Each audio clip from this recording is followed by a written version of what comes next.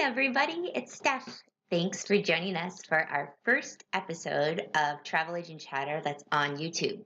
So, this is episode 9 that you're listening to with Will Medina, and we'll jump into that in just a second. But before we do, make sure to subscribe to our YouTube channel, which you can press the subscribe button here. And then, if you haven't listened to our podcast before, make sure to jump in on them. There are some great ones. You can go to hostagencyreviews.com/TAC or click on the link up here.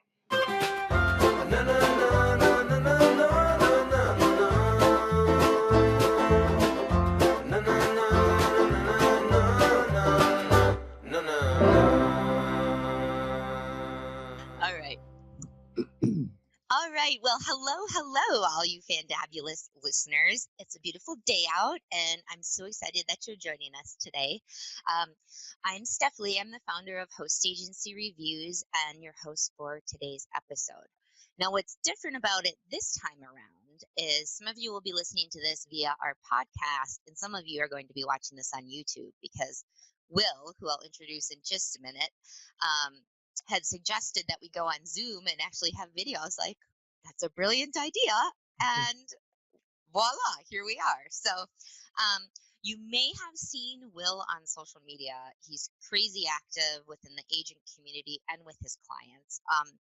And maybe you were like me and were scrolling through your feed and suddenly you saw this man swimming underwater in a merman, I don't want to say outfit, like a merman fin.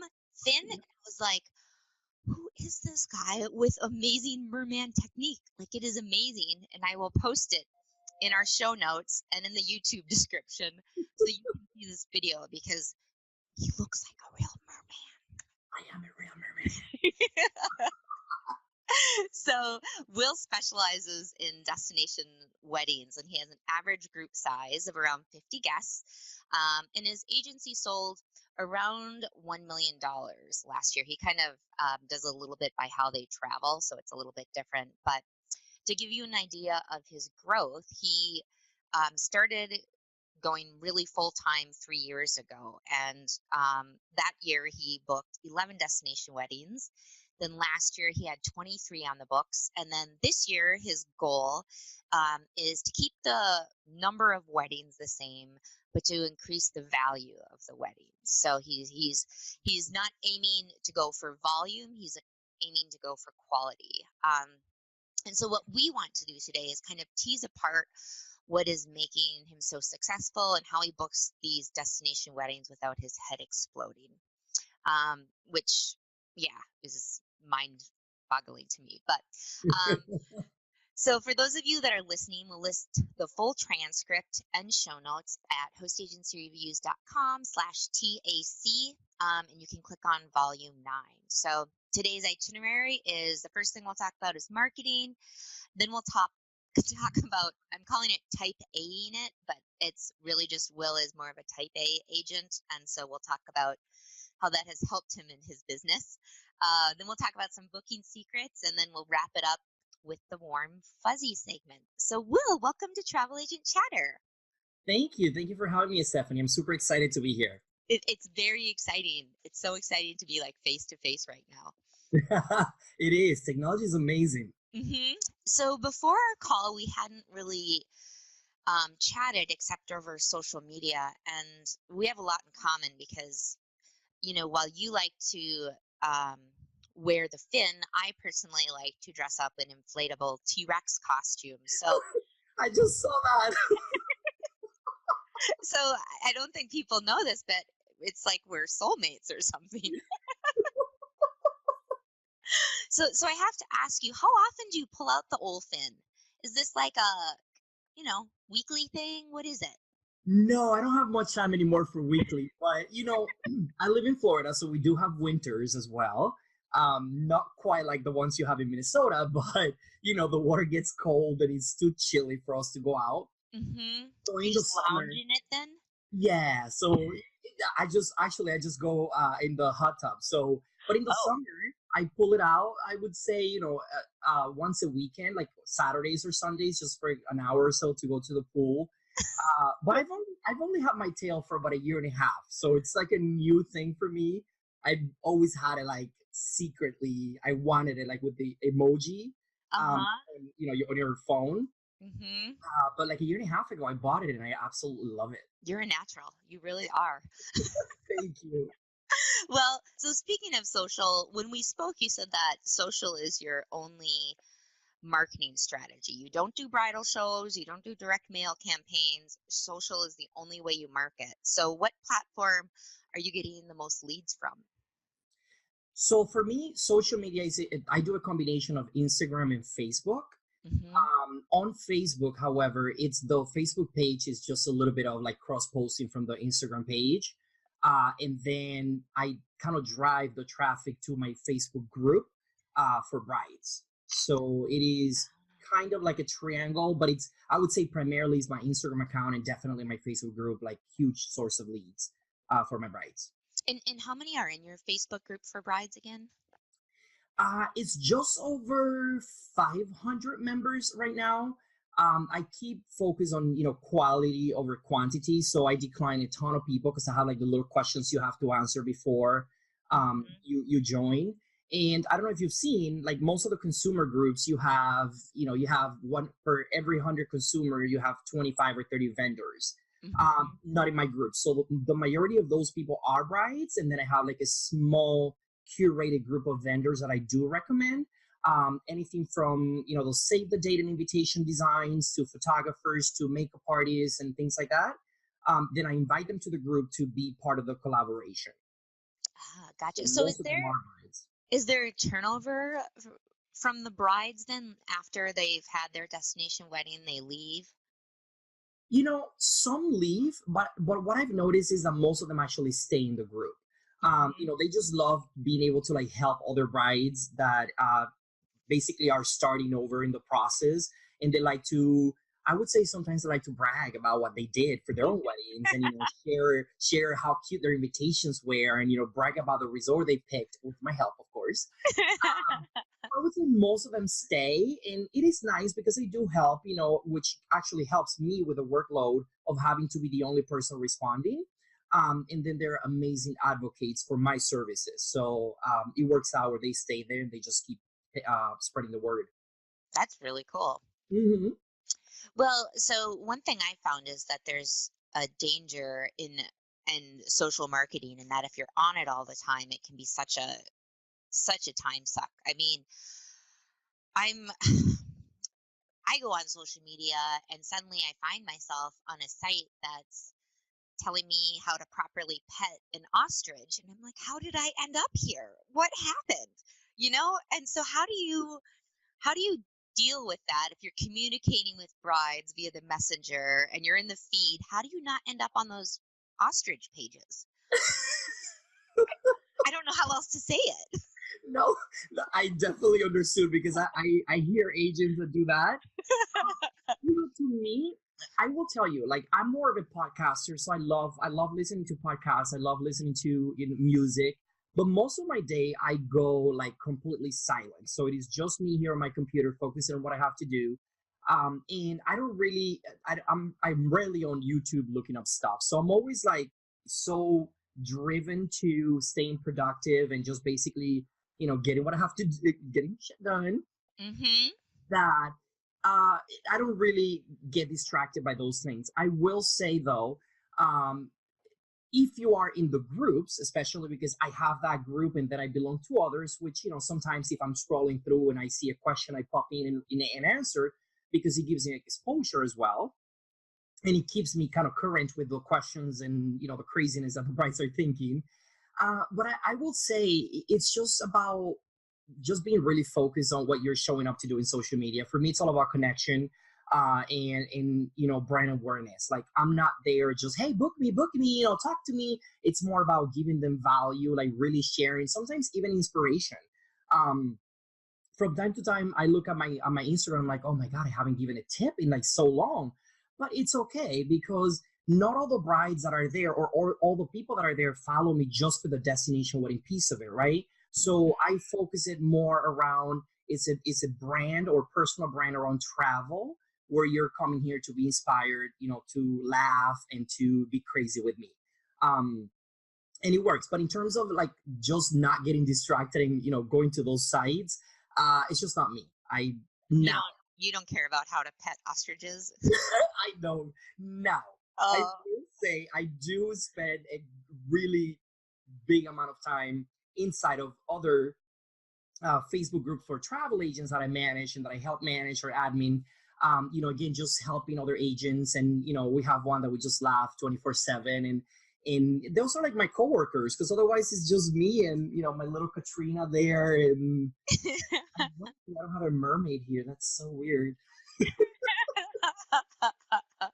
Well, you had said earlier that when brides message you and they're like, I want a quote via Messenger, because that's incredibly difficult to handle, I think, via Messenger. I hate writing out advice. Yep. So how do you handle that? Because you have some sort of a step that gets them to where you want right away. Yes. So I'm kind of a nerd as it comes to like technology and systems. I have a system for everything, right? So, for example, if Right contacts me and I genuinely, first of all, I use the autoresponder that the Facebook business page gives you, which basically just says, hey, thank you for reaching out. We're so excited about your next travel event. Please send us your email so we can contact you, right? That's like the automatic in case I'm not around, I'm not on Facebook. Or like right now, I'm busy for the next couple of hours. It doesn't matter. They will automatically get that message, and then they send me their email. So typically, if I am around, I will like just chat them, hey, what are you thinking? Or, thank you for reaching out. What do you have in mind? And I will have a very honest and real conversation with them where they don't feel like it's, just a robot or a chat bot or whatever. And just basically take it from there, and I'll say, I will email you information, but here's also the link to book my complimentary consultation, which is how my process works. And I explain to them, unlike any other agencies or most agencies, I don't quote until I know your needs. So I'm gonna give you a free hour of my time so you can pick my brain. We can discuss your needs. That's complimentary, and then from there we'll discuss if we're the right fit to work. So it's a very quick process where, again, just connect, ask a couple questions so that, because I'm sure they probably message 3 other agencies at the same time, right? And someone, that they jumped into giving them a quote. I just give them my let's call it my speech, my spiel, and then just send them the page to book the link, to book the consultation. And then at the same time, I go to my active campaign, which is the email marketing service that I use. And then I have an automated follow-up sequence that goes out to them. Now, this does 2 things, because I'm giving them the link right away to book the consultation. And I also, if they're not part of my Facebook group yet, because they found me in a different group, I invite them to my Facebook group, right? So again, they're coming to my territory.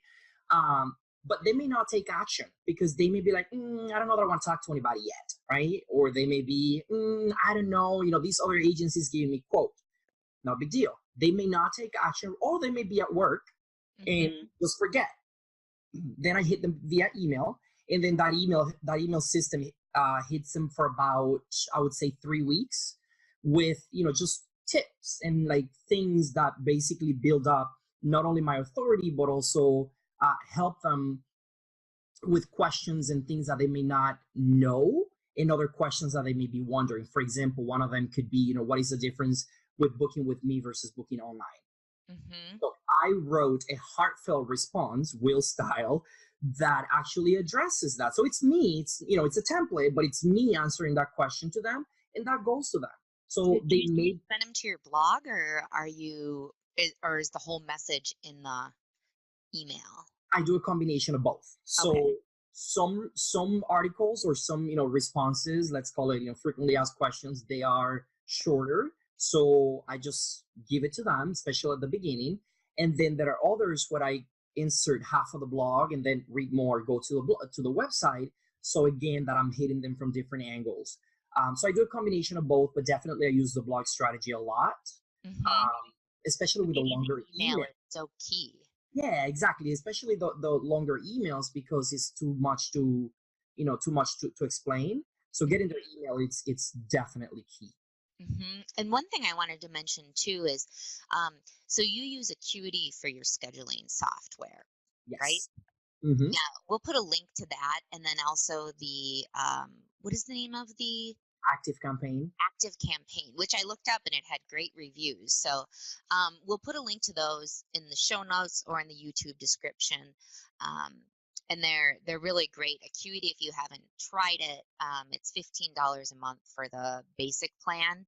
And if Hmm. you think of how much time you spend back and forth with being like, will 3 p.m. work for you? How about whatever on? Then you can just say, here's my calendar, schedule it, and you can have different types of consultations that they can sign up for. So it's pretty spiffy.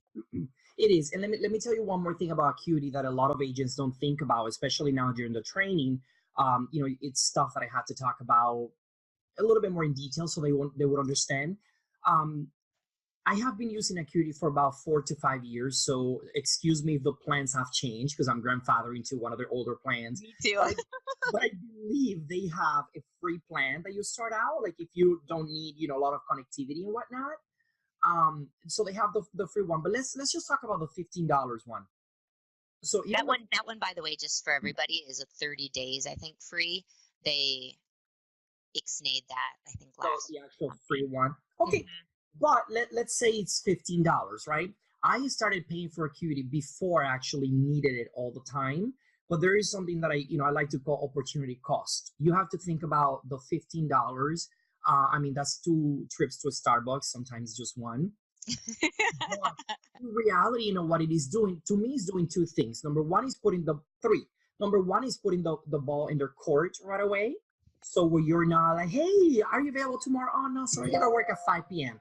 Then now I have to be worried about the specific time zone that you're in. Oh, sorry, I didn't remember that I have a meeting tomorrow. So there's a lot of back and forth. It puts the ball in their court. Sometimes I get appointments booked 3 weeks from now because I'm not available the rest of the week. They're not available next week. So next Tuesday is when it works for them, right? So I get appointments booked way in advance because of that. Excuse me. The other thing that it does is it allows you to control the time that you're giving away for free consultations. At the end of the day, to me, it's worth every second of it because it is my sales strategy. That's where I bring you again into my territory. We have a one-on-one conversation without all the noise of social media, of other brides, of other groups, and just speaking things that are so generic that I don't know what is your budget, what are you guys coming from, and whatnot. So it kind of allows you to control. When I started using Acuity, I was doing consultations 4 to 5 days a week.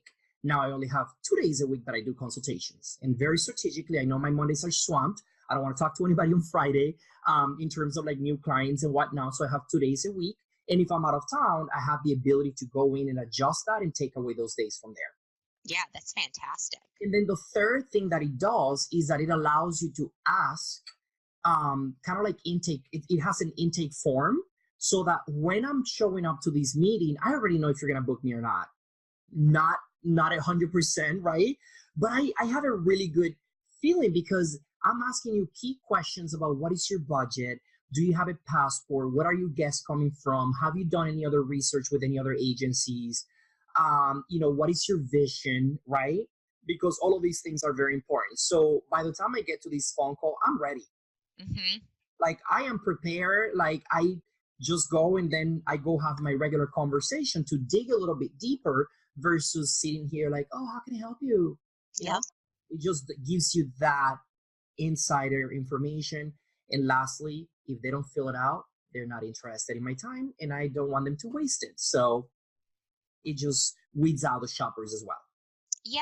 Well, okay. So, speaking of marketing, so when I was Googling destination weddings expert, and I think like maybe your name or something, then it pulled up all these reviews. So you had, double digits, maybe 14 reviews on Facebook, and I think like 38 on Travel Leaders Agent Profiler. And that's a huge problem for a lot of agents, is getting these reviews from their clients. How are you able to get that many? What's your strategy and process there? Good question. This has come up. This has, been perfected over the years as well. I struggle with this myself for a long time, so I know it is a real struggle. But at the end of the day, it's a numbers game. So what I've done at this point is I just have it automated. There are two review requests that go out to them. Once again, it's a template by now, but extremely heartfelt, written by me, as if I was talking to you, Stephanie, and asking you for a review after these podcasts, right? Mm-hmm. So very, very, very personalized. Just asking them, thank you for working with me. I know you have choices, and I had a blast, or whatever else it says. I haven't read it in a while, and then it just points them out to one site.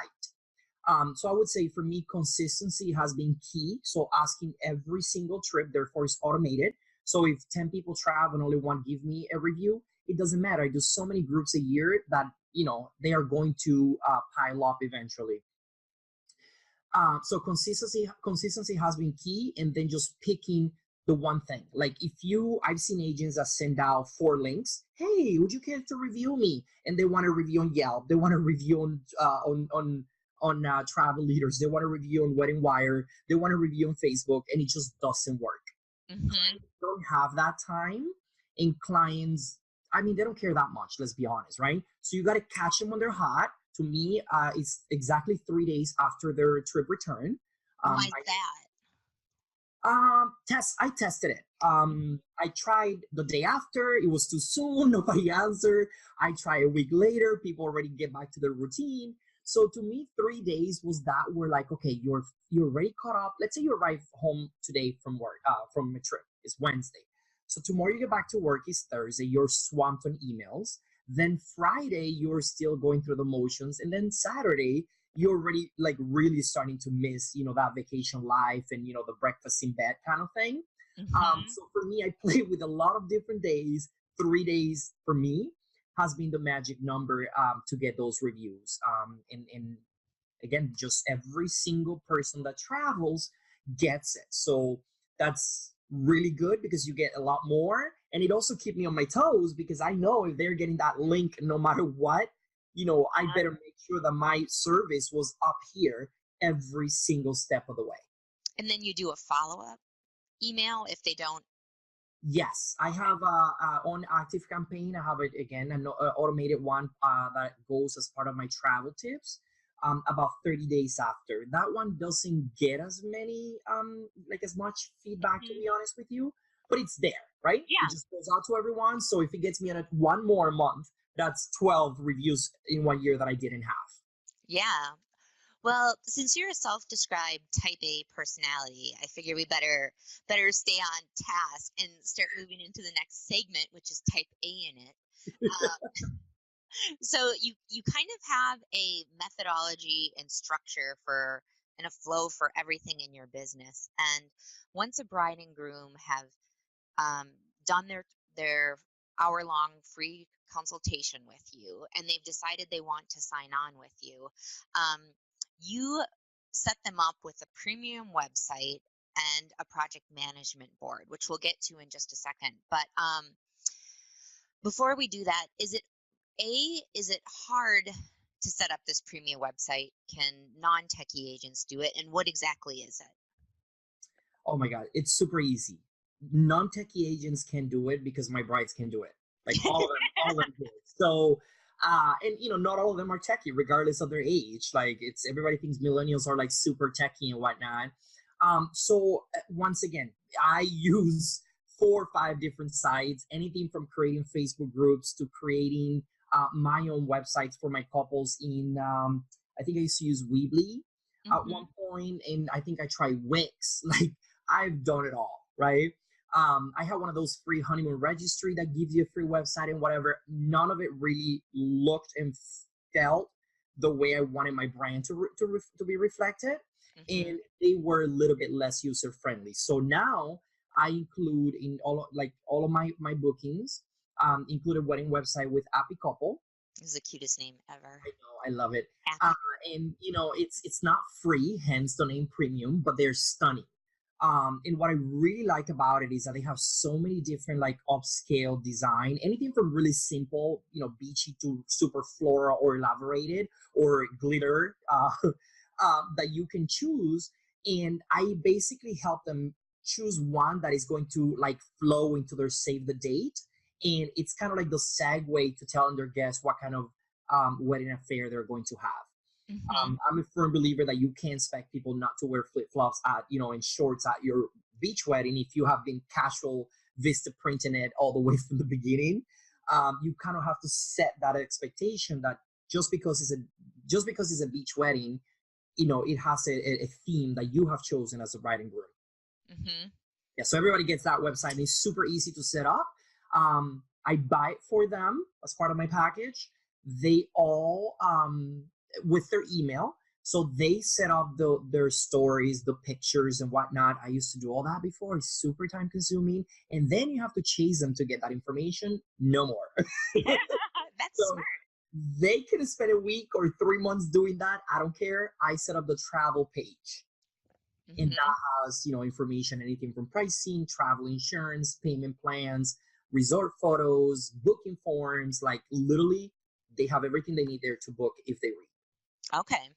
And then, so now we'll jump into kind of the project management tool that you're using, because when we talked about it, I had a little bit of trouble visualizing it because I've used project management boards for our website, and but I've never heard of a travel agent use it. So can you walk us through, what this board is and the checklist that you have and how you use it to communicate with the couple pre and during the wedding, or I don't know if it's during, but Yeah, during. So it's the project management tool is called Trello, Trello. mhm. This is not my system. This is a project management tool, just like Asana and Basecamp and all We'll those. link. Yeah, we'll link to Trello so people can check it out. Perfect for those of you that are familiar with project management tools. And then what I did was I started using Trello a few years ago when I was planning my own wedding, and I had two other weddings happening, like, or being planned, that were gonna happen. One was the day after in a completely different country than my wedding, and another one was about 5 days before, also in a different country. So as we started to plan our wedding and we were gonna send a save the date, Hmm. my father got sick in Puerto Rico. I live in Florida. He lives in Puerto Rico, or used to live in Puerto Rico, and he had a massive stroke and heart attack. So it was like an instant thing that it was like, if you don't get here today, like, he's not gonna make it. So long story short, I ended up becoming his full-time caregiver, and I had to basically move to Puerto Rico for weeks at a time. And we were just about to send out the save the dates for our wedding. So, and I was booking more weddings, and it was like, oh my God, like, and all these questions were coming in, which I knew, but I used to answer them via email, right? It was just taking too much time while I was stuck at a hospital without a lot of signal. So I'm like, I gotta get creative here. And I used to have this one page checklist with, like, 12-month, 11-month, but it literally was just the check, the task. And if you wanted to print it and put a check mark, go for it. Hmm. Right? Well, everybody has those. And it was not interactive. It didn't really have room for you to elaborate on what you meant or to share additional resources.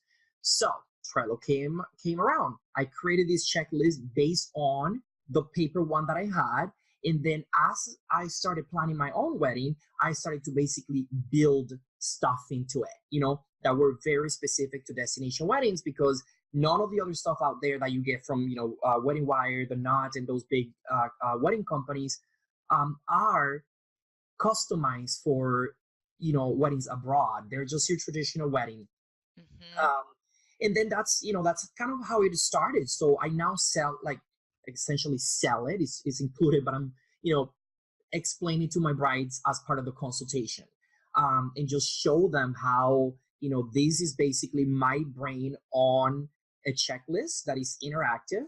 So they have the option to, check stuff on their own as they go. So I don't have to become their wedding planner.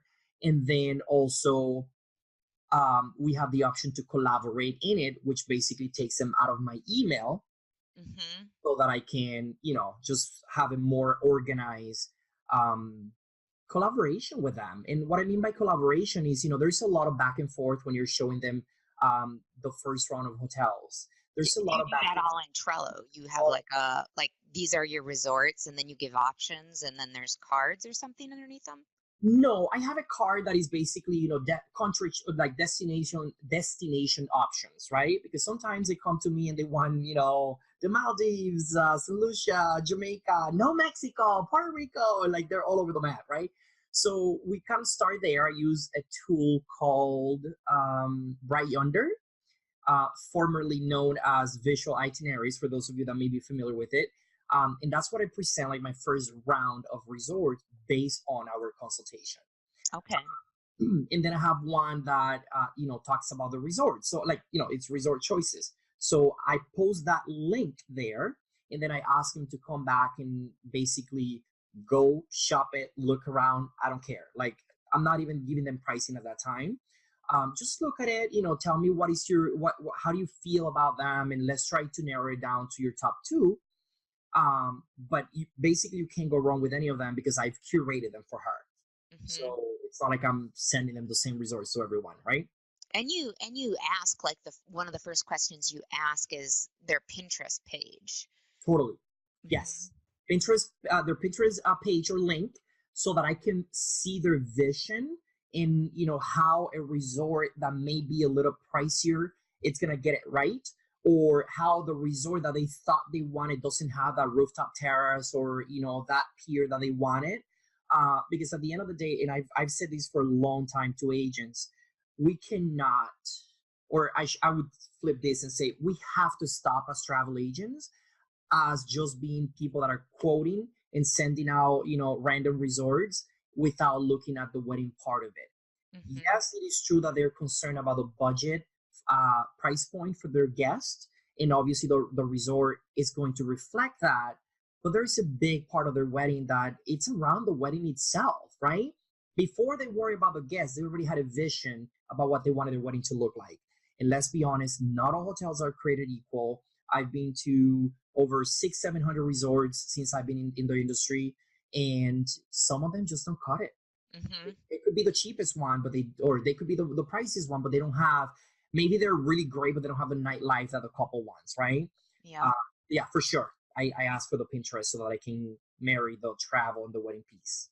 And then you have really specific things that are in there as well. Like, you talked about the save the date and saying, I don't know how long you're supposed to send that out, but you say that traditionally you send it out at X amount of months. Maybe you can explain it, because I have never gone through a wedding, and so I'm clueless to all of this stuff.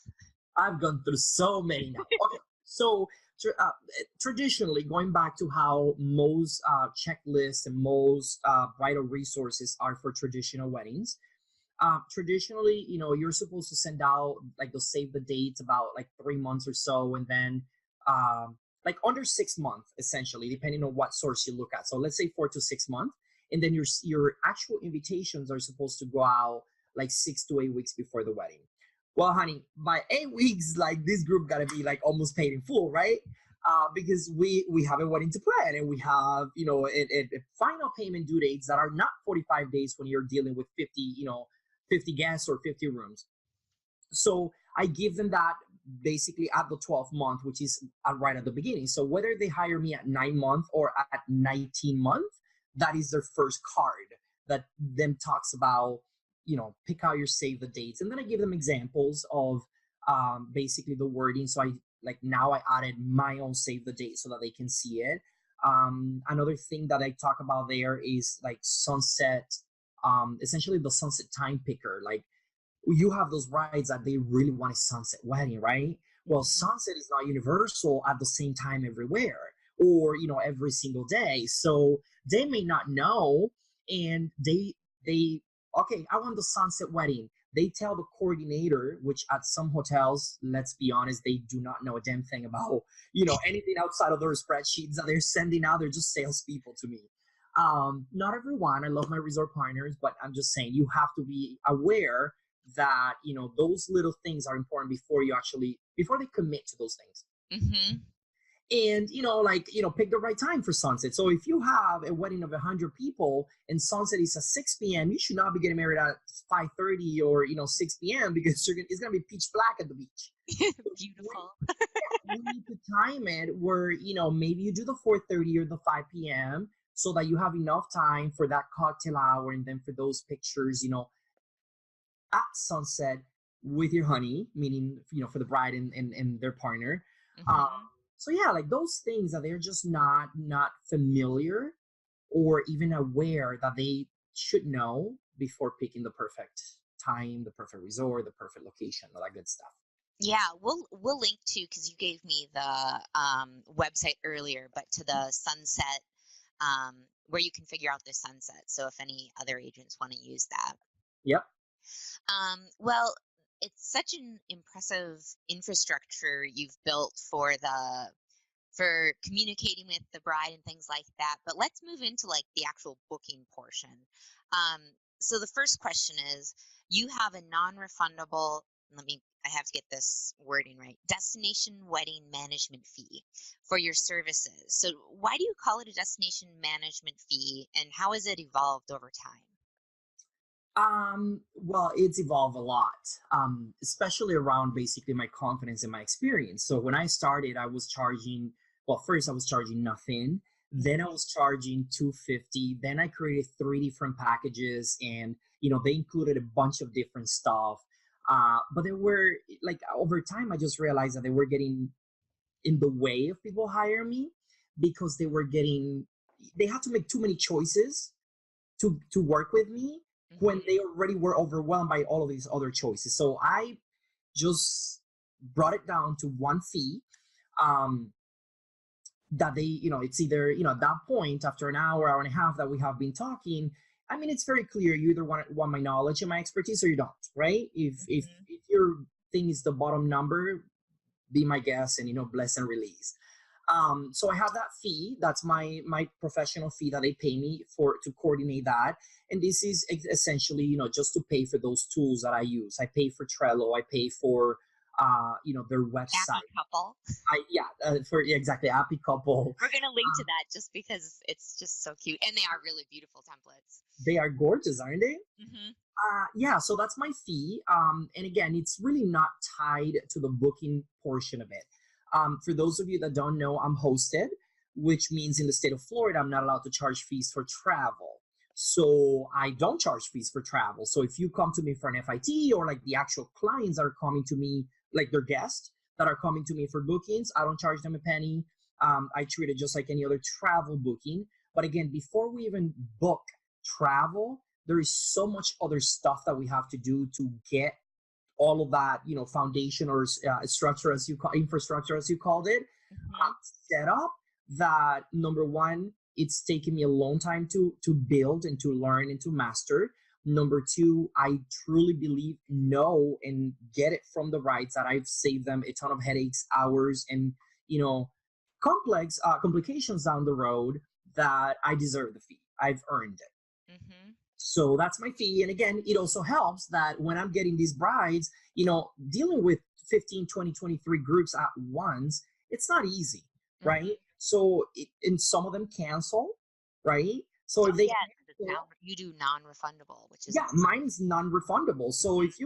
if you wake up tomorrow and, like, all of a sudden your dad said he's not going to the wedding, or I'm kidding. If it's tomorrow, I may give it back to you, right? But if it's next week, and I've already bought stuff for, I've earned my keep.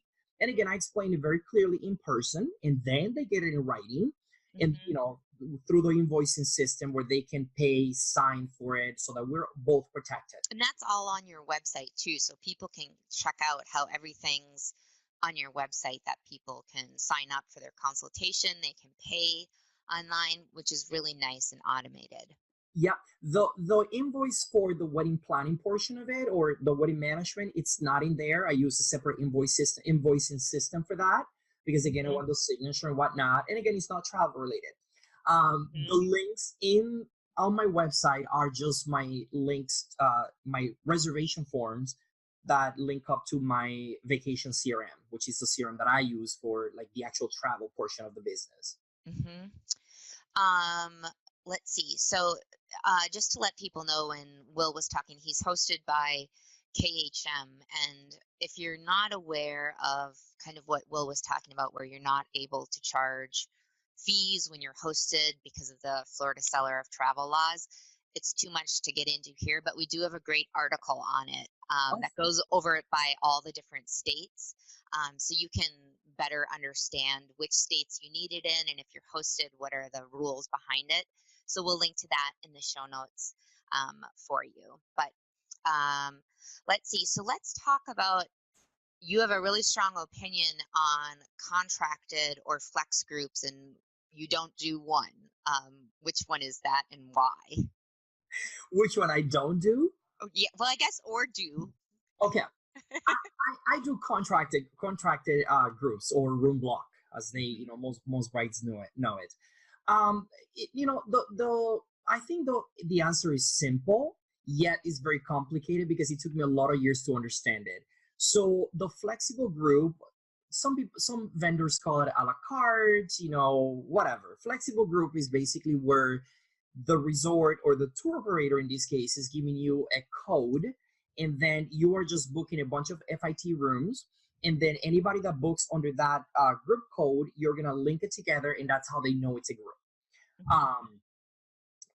However, there's no space guaranteed, there's no price being locked in, and the perks are like way less, meaning the comps that you can earn back for your couple.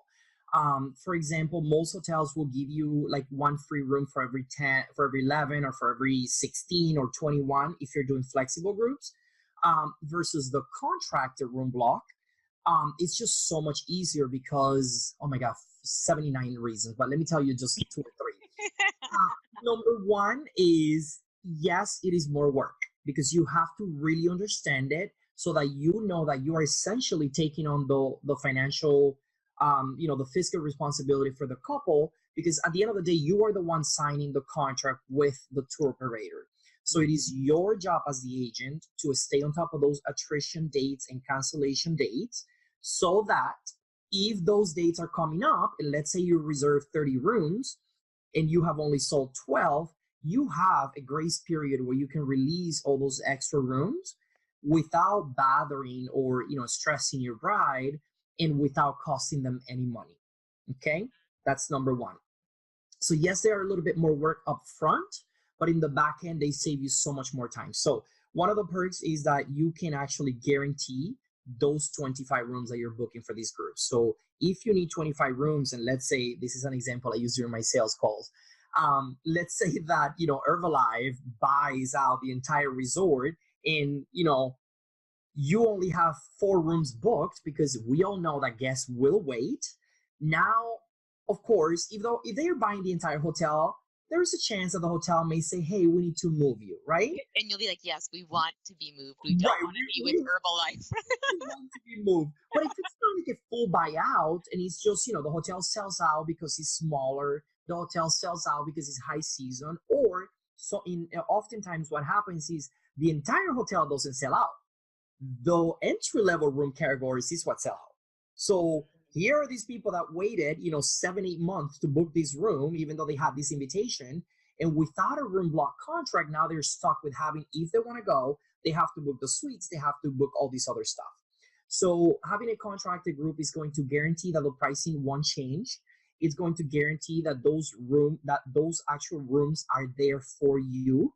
And again, you can release them if you don't need them, or in most cases for my weddings, I have to add rooms to the block. In the resort, what they do is, very thankful for that, they will honor the original rates that we reserved last March. Do all resorts do this? For me, they have all done it. Mm-hmm.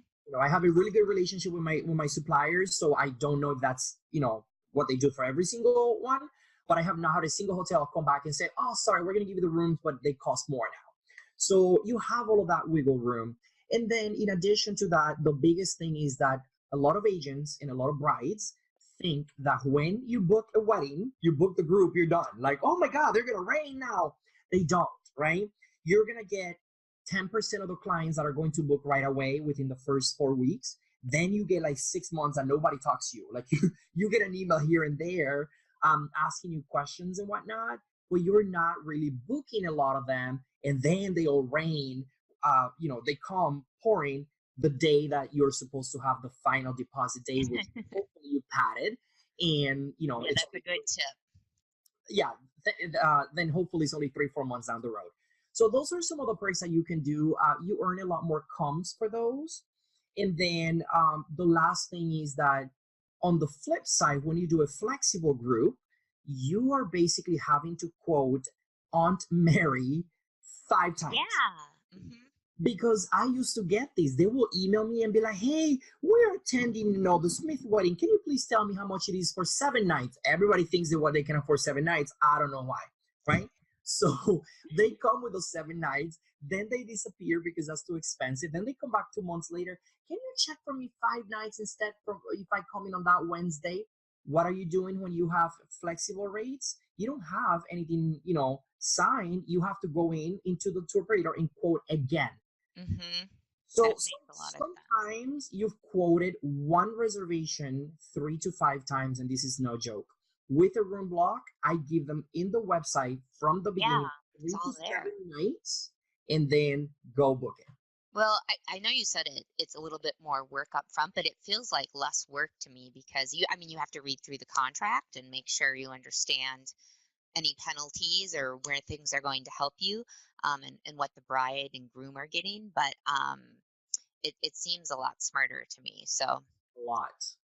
well, so we talked about how you don't necessarily have a favorite tour operator based on their destination wedding programs. You use Classic a lot, but and you do that because of your relationship with their sales rep, and they also have like $1,000 air credit or something. You said, Yes.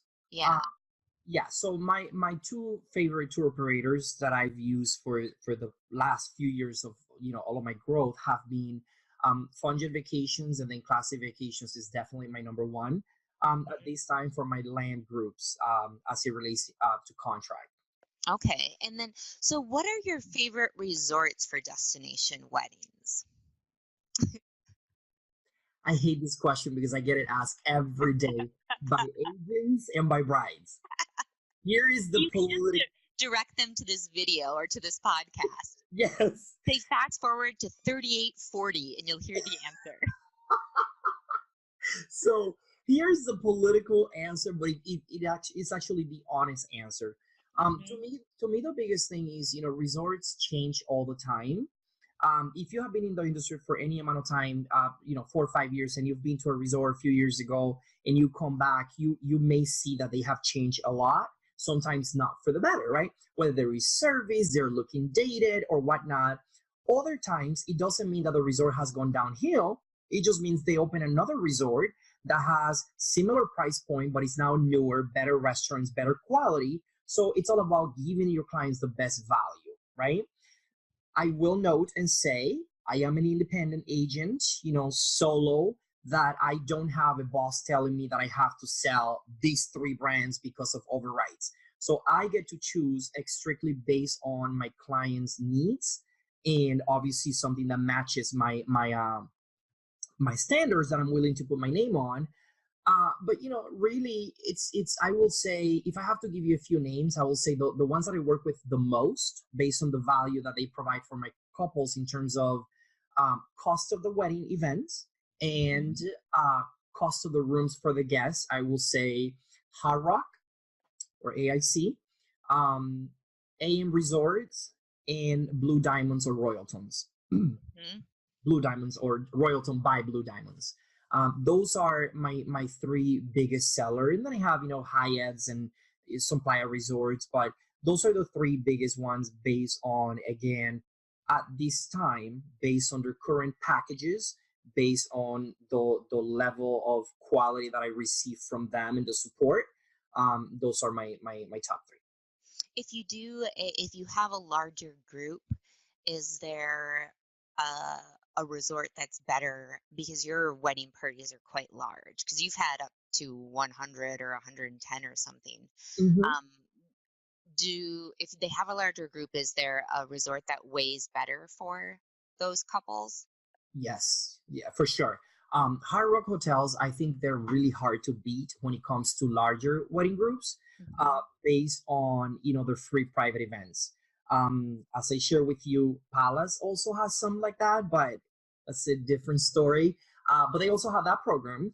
But in my experience, once you really understand the value in what it's gonna and ultimately end up costing these brides for the actual wedding, um, because it adds up, right? Like if you're working with a hotel that their wedding packages are up to 20, 25 people, and they end up having 60, well, guess what?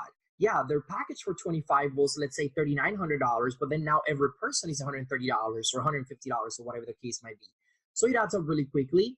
Once again, it goes back to that really, really good, solid initial consultation with your couples where you are understanding how many people are they bringing or inviting, and then how many people will actually show up.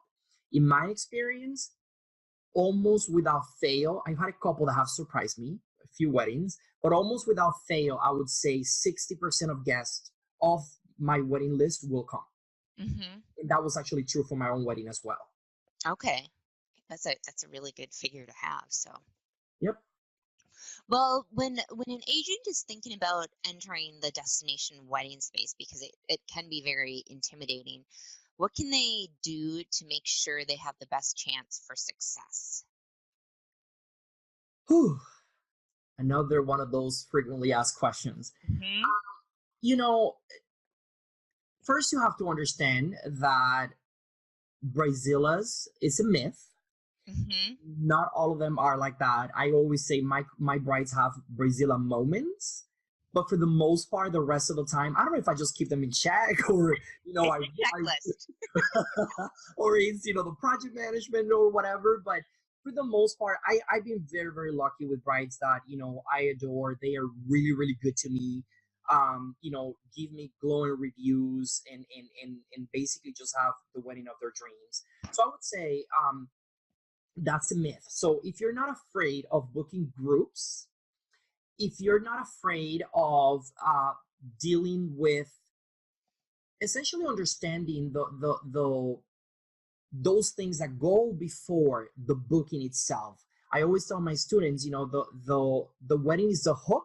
The benefit for us is the group, right? Mm-hmm. So when I wanted to do groups and I didn't want to do anything with weddings, it was just hard because I was not connecting with them at that level. So they were getting the information out there from God knows who, and then I was just basically competing with every other agent that was thinking like me and didn't want to get involved into that. When I flipped that mindset, it was like the bookings fly, and then the consultations is I close easily 3 out of 4. Okay. Mm-hmm. So niching it's super important because think about it from any other business perspective. Travel is very visual, but wedding industry is even more. So when these brides are super overwhelmed with all of this stuff, they're also being bombarded by the photographers. They're also being, like flashy dresses and whatnot. So your brand has to reflect that.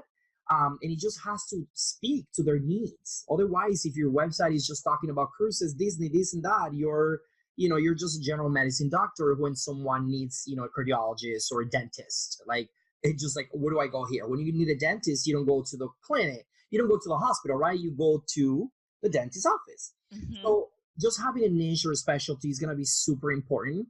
And I want to say this so that it's recorded until even after the day I die. Please, Wow. having a niche does not mean that you do not sell anything else. Yes. It, Yes. this is where you focus. I still sell other stuff to my repeat clients, and of course that beautiful big database that I get from all of these wedding groups every year. Having a niche just means you're gonna exceed. You're gonna excel at it because you're gonna be in the know, and you're going to know these little things about more perks and what hotels have the rooftop and whatnot. So if you don't want to niche down, it's okay. But I don't think you are going to be able to compete unless you're competing on just rates. Mm-hmm. For a one-man show, that's not the business model that I want. I want to be the person that I want to work with because I've earned their trust. And then in addition to that, then, definitely I've been a charter member of DWHSA, which stands for Destination Weddings Honeymoon Specialists Yeah, Association. it's a mouthful. So DWHSA, it was very, very, very nice for me at the beginning to have that resource. Although not everyone was booking destination weddings, just being exposed on a daily basis to resorts that did destination weddings and other agents that were in the romance travel arena was very beneficial. So don't expect them to do your work for you. But I think it's a really good networking opportunity to connect with other agents inside of the Facebook group and some other webinars. Yeah, we'll link to it because it is a great organization, and we've partnered with them for a few things. So, Yep. well, speaking of training opportunities, because the DWHSA has some, but it's not like an A to Z guide on how to do destination weddings. But recently, is it today that your first group of agents is graduating from your course? Yes. Yeah. Well, congratulations to them. But Thank you. yeah, so tell us just really quickly what your course is about destination weddings and who it's good for. Okay, so my workshop, it's called Destination Wedding Playbook. Okay, we'll link to that. Yes, and essentially what it is a hands-on workshop where you are not only understanding about the niche, but you're also understanding the marketing piece of it and how to attract these brides the way I do with social media. So you don't have to be spending a ton of money on bridal shows or waiting only twice a year during engagement season. So I call it stay engagement season ready. You also learn about the sales aspect of it, because for those of you that are in the Midwest or in the Northeast, you get all this snow. You have to drive. Like, I know a lot of agents that still drive to Starbucks, to clients to meet up with them. For those of us that are home based, I mean, for me has been a blessing to create this system where I can, meet with my couples online, just like you and I are right now, face to face. You can't hire me unless we have these interviews, so to speak. So just learning that, actually listening to some of my very own sales consultations with couples, so that you understand what their concerns are and how I overcome them and all that good stuff. And then the last piece is automation, which is, as you know, system nerd here. Yeah. Just a system for just about everything. Which what I've learned is, from my students, is that I not only has it the program not only has built their confidence so much more in how much they actually know and how prepared they are to service these brides, but also the automation part of it that we built after creating all these foundational pieces in the blog and all that good stuff. It gives them this freedom to free up more time, whether they want to spend more time with their families because they were working 16 hours a day, or whether they actually want to use that time to actually sell and book more groups. So that's what it is. It's just, it's a 15 weeks program. We teach it live once a week. So on camera, it's a meeting, so people are able to ask questions. And it's experienced agents, right? This isn't for someone brand new to the industry with no experience. Correct. I will say, when I was creating this program, I will say, if you have been in the industry for at least a year, or some of my agents have been in the industry for 7, 8, 9 years, but either were afraid to book destination weddings, or just didn't know how to handle the volume, it would be ideal. Again, whether you are starting out, not new, I would say anything after a year, all the way to super experienced, selling $1 million+ and just overwhelmed, where you just need good systems. I think it's a great option for you. The reason why I say not new, it's because at the end of the day, you are working on learning and mastering how to manage the destination wedding and the groups. So if you don't know anything about what's a charter flight, if you don't understand that 10 room makes a group, it's just going to be a lot of information for you to absorb. Not to say that you can't do it, but it's just going to be a lot of information. However, it's recorded. I mean, we're recorded every week. So, I did the course for 4 months because the key was implementation. Mm-hmm. But I have agents that go back and re-listen, and just really like there were terms or concepts that were so new to them, that for them to implement it, they had to hear it twice. Mm-hmm. So I would say ideally get a little bit of experience in the just travel, so that Okay. you're not hit with all of this universe of information. Yeah. Well, thanks for sharing that. It's getting to be wrapping up time, so it's time for the warm fuzzy segment, which I had pre-warned you about, and I feel like with your expanding the appreciation for the mer people could be your warm fuzzy, because I'm sure they really appreciate it, but I think that's a little too easy. So can you give us a non-mer people example? um yeah, when you warned me, that was like super hard. Well, you know I love getting two things. For me, getting the referrals that I actually use as wedding features for my website. Mm-hmm. It's really, really, really priceless when it comes from my couples, because that means they're taking the time to select the photos, to fill out this survey and all that stuff for me to use them as marketing. They know that, so I really love that. But I think my favorite, and another thing that I really love, is see my brides pregnant, and like when they have their kids and they send me pictures to meet the baby. Oh, that's so sweet. Like, yes, like you can go to book with me for another 3 years. I just love it. It's really, really special for me to do that, to see that. But I would say about, well, actually 5 years ago today, one of my first like bigger, more involved weddings, when I was starting to like really focus on this. um, they had their destination wedding in Mexico. They were a referral from a former coworker's sister. And yeah, it's like it was basically, I didn't know them and barely knew the person that referred them to.